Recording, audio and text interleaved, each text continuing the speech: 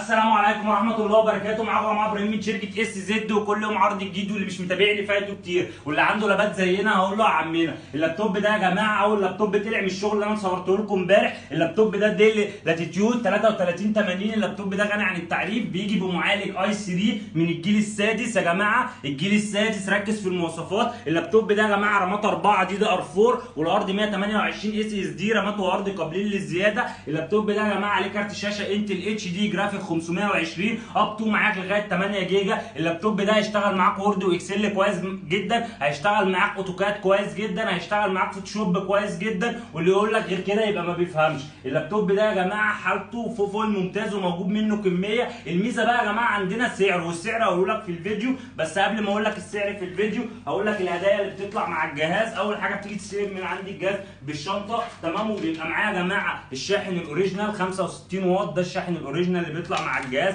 كابل باور اوريجينال 3 متر، ستيكر عربي، تمام. ومعاه الماوس يا جماعه. كل ده بطلعه لك مع الجهاز. الجهاز يا جماعه فيه 3 مداخل يو اس بي، في مدخل اتش دي ام اي، وفي مكان لكارت الميموري، وفي مدخل لان.